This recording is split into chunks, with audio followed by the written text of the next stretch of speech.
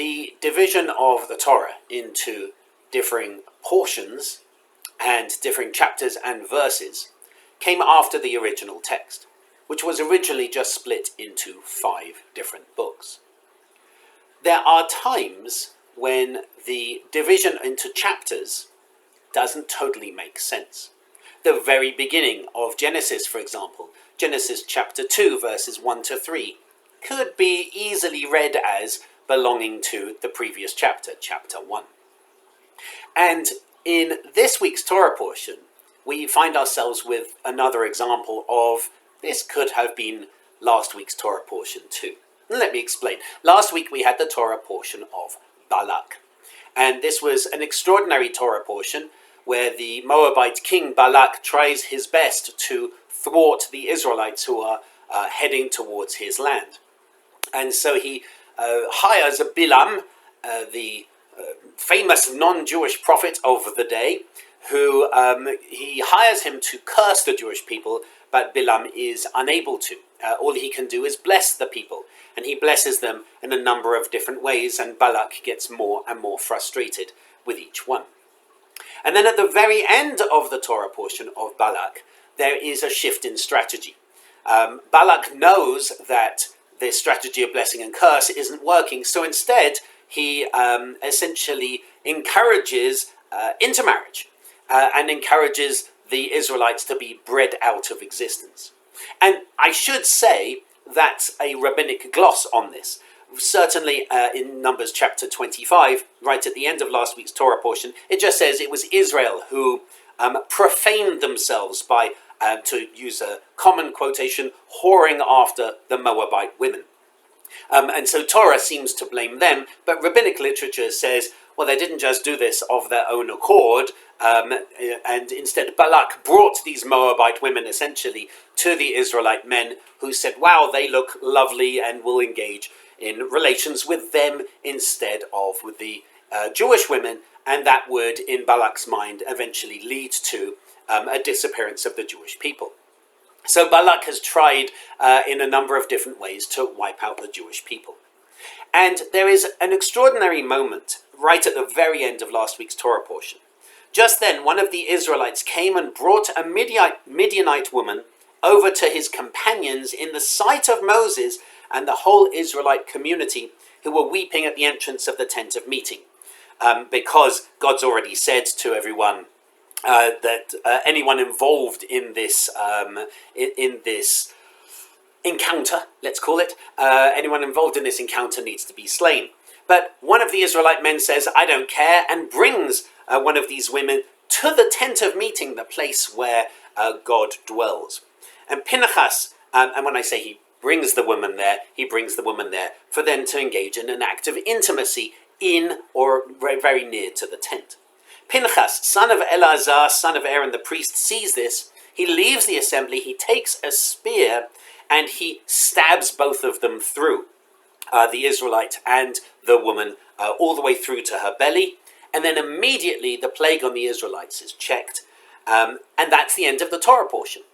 Then this week's Torah portion starts immediately, the Torah portion of Pinchas starts immediately with God saying to Moses, Pinchas, son of Eleazar, son of Aaron the priest, has turned back my wrath from the Israelites by displaying among them his passion for me, so that I didn't wipe out the people in my passion. And therefore say, I grant him a pact of shalom, which interestingly in most translations is translated as a pact of peace. In the JPS translation is a pact of friendship. And it shall be for him and his descendants after him a pact of priesthood for all time. In other words, this story absolutely continues from the previous Torah portion, and very possibly could have been included at the end of last week's Torah portion, or the whole of Numbers chapter 25 could have started this week's Torah portion. But what we have here is an extraordinary act of violence. An act of violence by Pinchas, who kebabs a man and a woman who are engaging in clearly inappropriate behavior in the tent of meeting. And it's not just inappropriate like in the British way. Please don't do that. It's not proper. I mean, this couple were having intercourse in the tent of meeting. It's clearly a very profaning act. Pinchas skewers the two of them, kills the two of them, and is offered a brit shalom, a pact of peace, a pact of friendship. How is it that Pinchas's act of violence leads to a pact of peace? Is it ever possible to have peace from violence? In some sense, I think we know the answer is yes. The reason that we're here, the reason that we're not speaking German, the reason that Jews in the world still exist is because in the 1940s, nations rose up in violent response to a violent threat and met it and created world peace, or at least democratic peace as much as possible. They stopped the violent threat. I'm in no way saying that the whole world is calm and peaceful right now. But what I am saying is sometimes strong, even violent acts are necessary to bring about peace. But what kind of peace is that? And what's fascinating in the Torah scroll, every Torah scroll in the world, this word shalom, peace, in the phrase the pact of peace, the covenant of peace, the vav in the word shalom isn't a complete vav. It has a gap in it, a little break in it. And you can look in any Torah scroll in the world, and that word of peace isn't whole. It's not complete.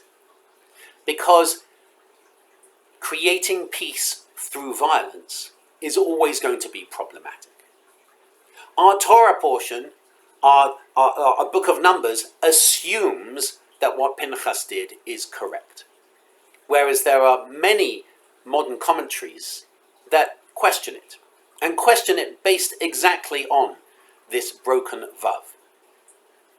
So I think this serves as a really important message for all of us, especially in times when people often disagree. And I think it's fair to say that the act of civil discourse, the art of civil discourse, has certainly been in decline in general society for many years. And it's very much people find themselves encamped, entrenched, siloed. My position, I'm right. And they talk to people who they know, who validate their feelings and expressions, and they define themselves not by who they are, but by who they're not.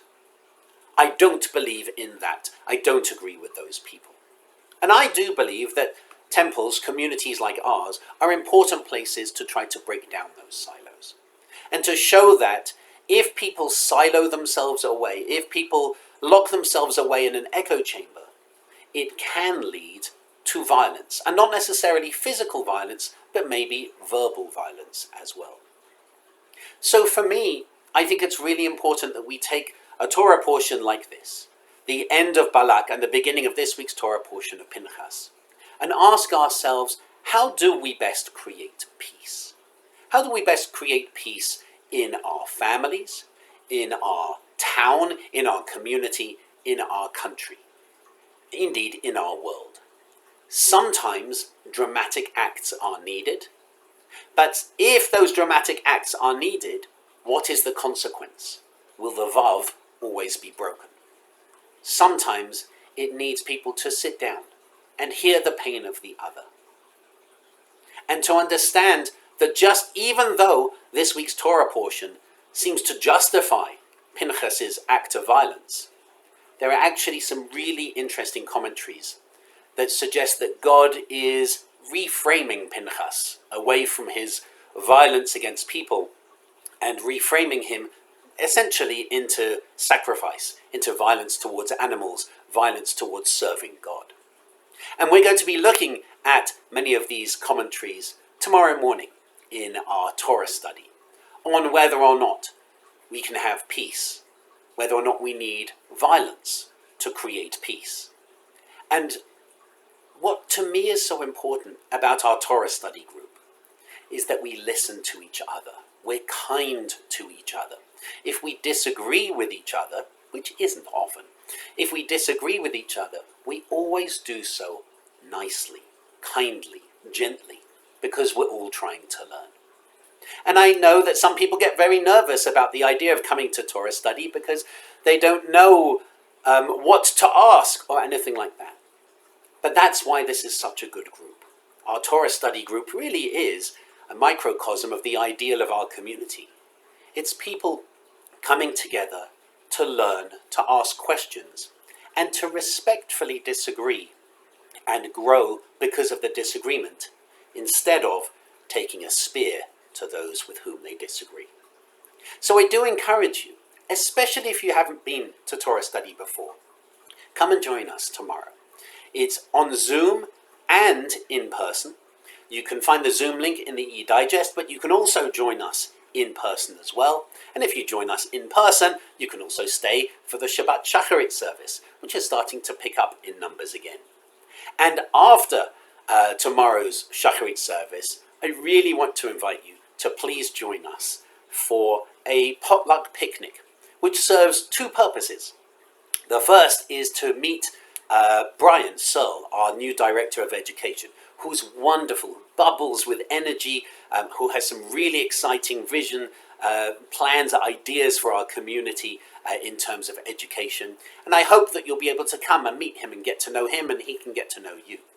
And the other reason for our picnic is because this week I've been the rabbi of Temple Beth Shalom for 10 years. And in my sermon this evening, I'll be sharing some reflections and some favourite memories on that extraordinary journey over the last decade, which I consider myself to have been very blessed to go on with this community. So please, of course, join us this evening for our Kabbalat Shabbat service, and join us tomorrow morning for our Torah study, for our Shacharit service, and then join us for a potluck picnic. Please bring food for yourself and to share, to celebrate a decade of us being together, and to also get to meet Brian. I do wish you a Shabbat Shalom, a Shabbat of wholeness, not with a broken vav, but with a full vav. And I hope to see you soon. Shabbat Shalom.